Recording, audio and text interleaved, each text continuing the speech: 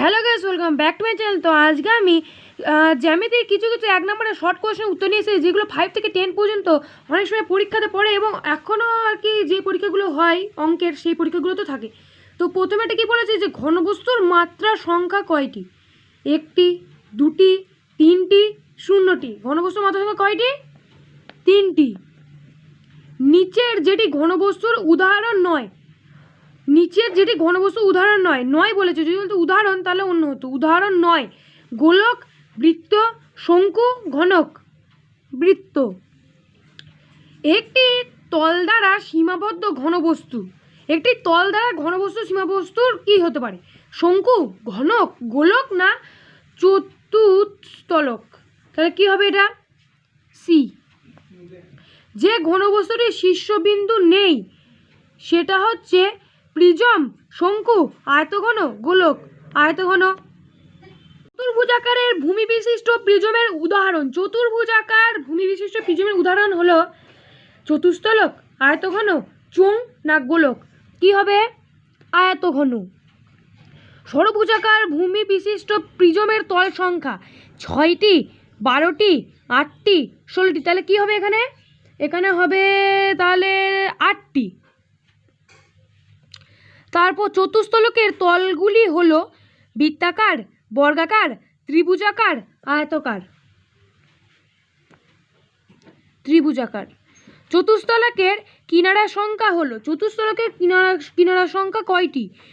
4টি, 6টি, 8টি, 10টি। তাহলে কি হবে এখানে? 6টি। কোন ঘনকের তলগুলি আয়তাকার, বর্গাকার, বৃত্তাকার, ত্রিভুজাকার? এখানে কি হবে? এটা বি, যে বর্গাকার। নিচে যেটি সমজাতীয় নয়: প্রিজম, ঘনক, বর্গক্ষেত্র, আয়তঘন। কি হবে এখানে? বর্গক্ষেত্র। তো তারপরে 11টা, যে ঘনবস্তুর শীর্ষবিন্দু ও কিনারা নেই সেটা হচ্ছে চোঙ, চতুস্তলক, শঙ্কু, গোলক। কি হবে এখানে? গোলক। যে ঘনবস্তুর একটি শীর্ষবিন্দু, একটি কিনারা আছে: চোঙ, শঙ্কু, গোলক, প্রিজম। কি হবে এখানে? B, option B. তাহলে বিটা কি হচ্ছে? শঙ্কু। একটি ঘনক অথবা আয়তঘনের কর্ণ সংখ্যা কয়টি হবে? 2টি, 3টি, 4টি, অসংখ্য 4টি। একটি ত্রিভুজাকারের ভূমি বিশিষ্ট প্রিজমের তল সংখ্যা 3টি, 4টি, 5টি, 6টি। এখানে কি হবে? এখানে হবে তোমার যে সি, 5টি। কোন তলের মাত্রা সংখ্যা 1টি, 2টি, 3টি, 0টি? এখানে কি হবে?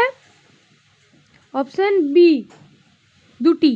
দুটি তল পরস্পরকে ছেদ করে একটি তলে একটি সরলরেখায় একটি বিন্দুতে কোনোটিই নয়। এখানে কি হবে? একটি রেখায়, একটি সরলরেখায় দিক পরিবর্তন না করে গঠিত সঞ্চার পথ একটি বক্রতল, একটি সমতল, একটি অসমতল, কোনোটিই নয়। এইটা হবে একটি সমতল। তারপরেরটা এই যে দুটি সমতলের ছেদিতাংশে গঠিত হয় একটি সরলরেখাংশ, একটি বিন্দু, একটি বক্ররেখা, কোনোটিই নয়। কি হবে? একটি সরলরেখা।